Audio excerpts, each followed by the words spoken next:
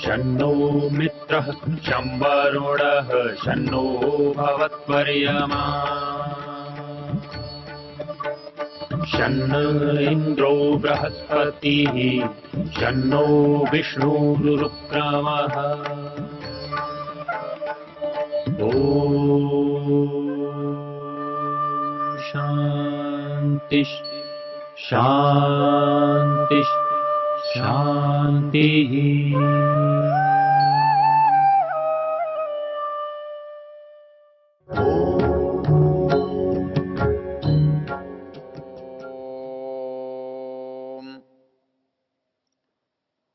हम यजुर्वेद के 31वें अध्याय के पहले मंत्र पर विचार कर रहे थे और उस विचार में हमारे सामने दो बातें आईं कि हम जिस पुरुष की बात कर रहे हैं, हमारा भ्रम हम जिसको जानते हैं उस पुरुष के प्रति बन सकता है, तो उसको हम कैसे अलग करें। यहाँ उसे पुरुष कहने की आवश्यकता क्या थी? सीधा परमेश्वर क्यों नहीं कहा, परमात्मा क्यों नहीं कहा, ईश्वर क्यों नहीं कहा? तो पुरुष जैसा कोई संदेह वाला शब्द क्यों प्रयोग किया? तो बात समझ में तब आती है कि हमारे अंदर कुछ बातें और उसके अंदर कुछ बातें समान हैं और कुछ बातें भिन्न हैं। हमारी बातें कुछ विशेषता लिए हुए हैं, इसलिए हम उससे अलग हैं या वो हमसे अलग है। हम दोनों कुछ एक जैसी बातों को धारण करते हैं, इसलिए हमारा नाम, हमारी संज्ञा भी एक जैसी है। तो जैसे पुरुष है तो पुरुष संज्ञा मनुष्य की, प्राणी की भी है, वैसे ही पुरुष संज्ञा ईश्वर की भी है। इसके लिए योग दर्शन का एक सूत्र है जहां ईश्वर के लिए पुरुष शब्द का प्रयोग किया है, और वो सूत्र है क्लेश कर्म विपाक आशयैर अपरामृष्टः पुरुष विशेषः ईश्वर। वहाँ पर बाकी सब बातों से बताते हुए एक शब्द डाला पुरुष विशेष, अर्थात पुरुष तो बहुत हो सकते हैं लेकिन विशेष कुछ विशेषता लिए हुए जो है वो एक है, इसलिए हम सब सामान्य पुरुष हैं और वह पुरुष विशेष है। और इसी तरह से हम सब जीवात्मा हैं, वह परमात्मा है। हम पुरुष हैं, वह परम पुरुष है। हम ईश्वर हैं, वह परमेश्वर है। तो ये सारे शब्द हमारे साथ ईश्वर की समानता और हमारे साथ ईश्वर की भिन्नता को बताते हैं। इस समानता और विशेषता को समझने के बाद इस मंत्र के अर्थ का विचार करना कठिन नहीं है। तो जब हम इस मंत्र का अर्थ देखेंगे तो यहाँ पुरुष का अर्थ परम पुरुष से है, परमात्मा से है, परमेश्वर से है। और यहाँ जो सहस्र शब्द है इस पर भी विधि विचार कर लें तो एक छोटी सी बात है कि सहस्र कहते हैं हजार, तो हम समझ लेते हैं कि गिनती है, संख्या है, और उस पुरुष की हजार आंख मान लेते हैं, हजार पैर मान लेते हैं, हजार सिर मान लेते हैं। लेकिन ये संख्या ही होती तो इसका अनुपात गड़बड़ हो जाता है। इसलिए इस शब्द को जब हम भाषा में प्रयोग करते हैं तो हजार आंखों वाला, हजारों आंख वाला या हजार आंखों वाला, तो हमारा जो बहुवचन का प्रयोग है वो संख्या में नहीं होकर आंख में हो सकता है, आंख में होकर न होकर संख्या में हो सकता है। तो सहस्राक्ष, तो यहाँ सहस्र जो है मतलब हजारों आंखों वाला, या जिसकी आंख हजारों आंखें, हजार आंखें हैं, ऐसा व्यक्ति। तो आंख से आंख का गोलक अभिप्रेत नहीं है, क्योंकि आंख का गोलक अभिप्रेत होता तो हमारे पैर में और आंखों में जो दूरी है इसका अनुपात वहां नहीं घटेगा, क्योंकि वो सर्वतः स्पृत्वा, इस भूमि को सब ओर से स्पर्श किया हुआ है, सब ओर से व्याप्त है, वो इसके अंदर भी है और इसके बाहर भी है। तो जैसे हमारे शरीर का सामर्थ्य सिर में और पैर में अलग अलग है, तो जहां पर सिर होगा वहां पर पैर नहीं होगा, जहां पर पैर होगा वहां पर सिर नहीं होगा। तो हमारे गमन सामर्थ्य से हमारे ज्ञान सामर्थ्य में दूरी दिखाई देगी।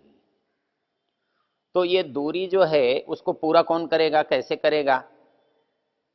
तो हमारा आत्मा कभी यहां पर है और कभी यहां पर है, कभी यहां काम करता है कभी यहां करता है, कभी आंख से काम करता है कभी कान से करता है। यहां अक्षः और पात दो का ही प्रयोग हुआ है और ये दोनों उपलक्षण हैं। उपलक्षण का अर्थ होता है बहुतों के में से एक को बता देना ताकि सबका ज्ञान हो जाए, सबका बोध हो जाए, सबका ग्रहण हो जाए। तो यहाँ सहस्राक्ष जो आंख है वो उपलक्षण है समस्त ज्ञानेंद्रियों का।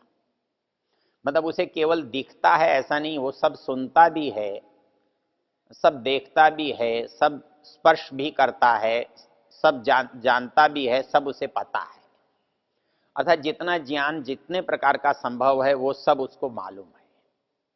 तो हमारी समस्त जितनी ज्ञानेंद्रियां मिलकर जितना ज्ञान प्राप्त करती हैं वो उसके पास है, उसको मिलता है।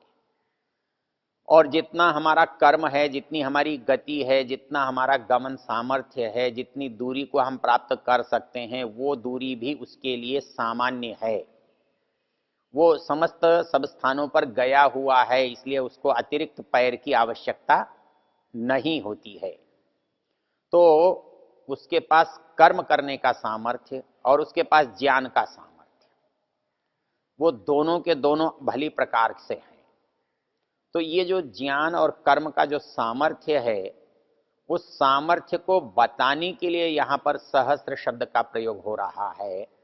और यहाँ सहस्त्र जो है हजार के स्थान पर हजारों, जैसे कि हम कहते हैं वहां कितने लोग हैं, हजारों हैं। अर्थात 1000 भी हो सकते हैं, 10,000 भी हो सकते हैं, 90,000 भी हो सकते हैं, 99,000 भी हो सकते हैं। वहां हजार जो कहने का अभिप्राय है वो उसकी असंख्यता या बहुतायत को बताना अभिप्रेत होता है। इस तरह से यहाँ पर ये बताया गया कि उसका जो सामर्थ्य है वो ज्ञान इंद्रियों का जो सामर्थ्य है वो भी उसके पास हजारों गुना है, अर्थात हमारी अपेक्षा से बहुत अधिक है। और उसके पास जो कर्म सामर्थ्य है, गमन सामर्थ्य है, गति है, वह भी हमसे बहुत अधिक है।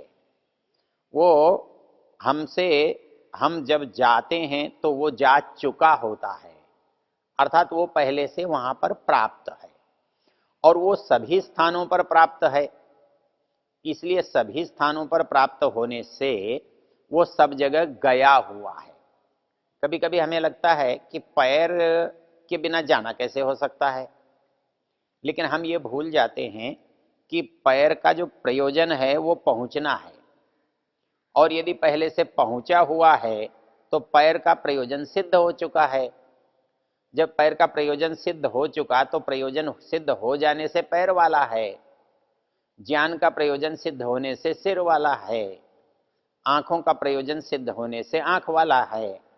तो वैसे ही ये जो परमेश्वर है, ईश्वर है, परमात्मा है, उसका जो सामर्थ्य है वो समस्त रूप से यहाँ वर्णित किया गया है। यहाँ पर उसको पुरुषः कहा, यहाँ उसको आंखों वाला कहा, यहाँ उसको पैरों वाला कहा, यहाँ उसको सिर वाला कहा। तो हमारा जो इन इंद्रियों से, इन अवयवों से हमारे अंदर जो काम हो रहा है वह उसके अंदर होता है, ये बताना इसका उद्देश्य है। और हमारा क्योंकि ज्ञान सीमित रहता है वो है। अब इसमें एक रोचक जो बात है, तथ्य है, वो ध्यान में आना चाहिए। वो ये है कि हमारी जो आंख है उसका, उसके सामने जितनी चीज आती है उतना हमें ज्ञान होता है। हमारा जो कान है उसके अंदर जितना शब्द समा सकता है उतना ज्ञान हो सकता है। हमारे पैर जहां तक लांग सकते हैं वहां तक हमारी गति होती है, तो उसकी कितनी होगी? उसकी उतनी होगी जितनी बड़ी उसकी आंख होगी, जितना बड़ा गति होगी उसके पैर होंगे, जितना बड़ा जानना होगा उतना बुद्धि होगी। तो कितनी बुद्धि होगी, कितना ज्ञान होगा? तो जितना वो स्वयं है उतना होगा, क्योंकि वो सर्वतो स्पृत्वा, वो उसके बिना कुछ भी छिपा हुआ नहीं है, उसके बिना कुछ भी बचा हुआ नहीं है, उसके बिना कुछ भी दूर नहीं है। जो कुछ है वो सब उसके अंदर बाहर सिमटा हुआ है। तो उसके सारे सामर्थ्य सब जगह पर हैं, इसलिए उसके देखने, सुनने, बोलने, करने के लिए अतिरिक्त साधनों की आवश्यकता नहीं पड़ती। मनुष्य के पास ये जो वस्तुएं हैं जिनको हम हाथ, पैर, आंख, नाक कहते हैं, हमें लगता है कि ये बहुत बड़ी चीज है, लेकिन ये बड़प्पन को नहीं बल्कि हमारे दुर्बलता को, कमी को बता रहे हैं। हमारी कमी और दुर्बलता को कैसे बताते हैं? अर्थात जहां हम स्वयं नहीं देख सकते, आत्मा से जिसे नहीं देख सकते, हम उसे आंख से देखने का यत्न करते हैं। हम आत्मा से जहां नहीं जा सकते वहां आत्मा को पैरों से ले जाते हैं। हम जिन चीजों को आत्मा से नहीं सुन सकते, कानों से उन वस्तुओं को आत्मा तक पहुंचाते हैं। तो आंख, नाक, कान आदि इंद्रियां जो हैं वो हमारे साधन हैं, और साधनों की आवश्यकता जब हमारे पास सामर्थ्य की न्यूनता होती है, हमारी पहुंच की कमी होती है, तब हमें इनकी आवश्यकता पड़ती है। जहां हमारे आत्मा नहीं पहुंचा वहां हम हाथ को पहुंचाने का यत्न करते हैं, और हाथ भी नहीं पहुंचता तो हाथ में कुछ और उपकरण लेकर के उसको काम में लेते हैं। तो इस तरह से ये जो साधन हैं, ये इन्हें हम जिन्हें अपनी विशेषता समझते हैं, अपने लिए संपत्ति समझते हैं, ये हमारे बड़पन का कारण मानते हैं, और हम इनसे तुलना करके ईश्वर को इनके बिना मानकर, इनके बिना समझकर हम उसे अपने से दुर्बल मानते हैं कि वो बिना हाथ वाला, बिना पैर वाला, बिना कान वाला, बिना आंख वाला कैसा लगेगा, कैसा होगा।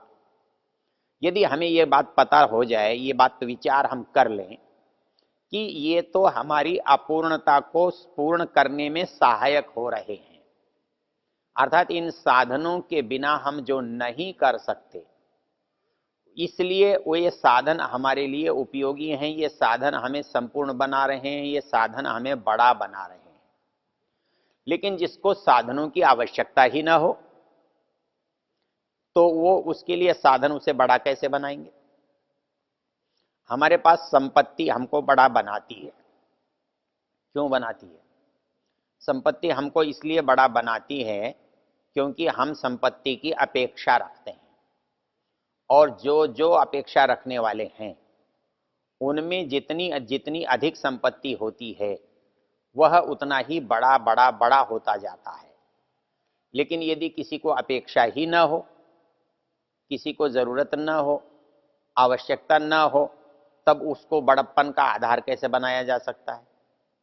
तो वैसे ही परमेश्वर के ज्ञान के लिए, परमेश्वर के कर्म के लिए, परमेश्वर को जाने पहुंचने के लिए जिन साधनों की आवश्यकता हमें पड़ती है, यदि वही पड़े तो वो कम होगा, वो नहीं होगा, वो वहां पहुंचा हुआ नहीं होगा, तो उसे साधन चाहिए।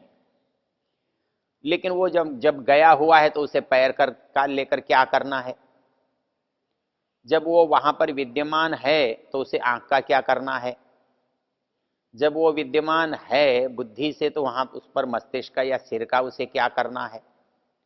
तो ये सब बातें उसके लिए व्यर्थ हो जाती हैं, क्योंकि इनका सामर्थ्य उसमें विशेष रूप से विद्यमान होता है। तो उस सामर्थ्य को इस मंत्र में समझाया गया है और बताया गया है।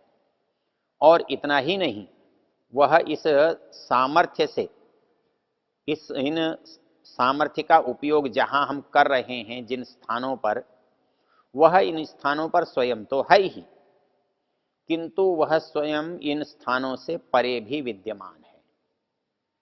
अर्थात हम यहाँ जो मंत्र में शब्द आया है दशांगुलम, तुरंत हमारा ध्यान जाता है अंगुल अंगुलियों को कहते हैं और 10 को गिनती को कहते हैं, तो हम समझते हैं कि वो उसकी 10 की गिनती है कि भाई वो 10 अंगुल और भी परे है। किंतु यहाँ अंगुल का अभिप्राय अवयव है, जिनसे हम अवयव है, जिनसे हम काम करते हैं। तो ये संसार जिन अवयवों से बना है, जो बातें इनको इस संसार को बना रही हैं, वो इसके अवयव है। जैसे हमारा हाथ जिस चीज को बनाता है, तो हाथ की अंगुलियां उसको बनाने के काम आ रही हैं, तो वो अंगुलियां उसका बनाने का हमारा अवयव है। तो वैसे ही इस संसार जिन चीजों से बन रहा है, तो बनने के जो साधन हैं, जो उपकरण हैं, करण हैं, वो भूत, महाभूत, सूक्ष्म भूत जिनको हम कहते हैं वो हैं। तो जो 5 सूक्ष्म भूत हैं और 5 स्थूल भूत हैं, अवयव उससे भी वो परे है, अर्थात अवयवों का जो सामर्थ्य है वो भी उसके अंदर विद्यमान है। तो इस दृष्टि से जब हम विचार करते हैं तो यहाँ वो समस्त ज्ञान कर्म के साथ साथ जो वस्तु है, स्थान है, उन पर भी वो अधिष्ठाता के रूप में है, उनसे भी परे है, उनसे भी ऊंचा है। इस शब्द को हम उपनिषद की एक पंक्ति से समझ सकते हैं, न तस्य कार्यम करणम च विद्यते, न तत्समश्चाप्यधिकश्च दृश्यते, परास्य शक्तिर्विविधैव श्रूयते, स्वाभाविकी ज्ञान बल क्रिया च। अर्थात वो जो परमेश्वर है उसके अंदर ज्ञान, बल, क्रिया वो स्वाभाविक है। न तस्य कार्यम करणम से विद्यते, उसका कोई कारण करण का नहीं है जिससे वो बना हो, न वो किसी का कार्य है, न उसका कोई कारण है। न तस्य कार्यम करणम से विद्यते, न तत्समश्चाप्यधिकश्च दृश्यते, उसकी कोई दूसरी सत्ता भी नहीं है, उस जैसा भी नहीं है, उससे बड़ा होने का प्रश्न भी पैदा नहीं होता है। न तत्समश्चाप्यधिकश्च दृश्यते, परास्य शक्तिर्विविधैव श्रूयते, मतलब लेकिन उसका जो सामर्थ्य है, वो जितना सामर्थ्य हम लोगों को संसार में दिखाई दे रहा है और हम ये समझ रहे हैं कि मनुष्यों के पास बहुत सामर्थ्य है, तो वहाँ कल्पना ये है कि वो समस्त सामर्थ्य जिसके अंदर है, वो समस्त सामर्थ्यों का जो स्रोत है, वो इन समस्त सामर्थ्यों का जो अधिष्ठाता है, वो स्वयं उनसे ऊपर है। तो वहाँ दशांगुलम कहा और यहाँ परास्य शक्तिर विविधैव श्रूयते कहा। यदि इन शब्दों पर हम विचार करेंगे तो हमें ईश्वर के स्वरूप को समझने में बहुत सहायता मिलेगी। ओ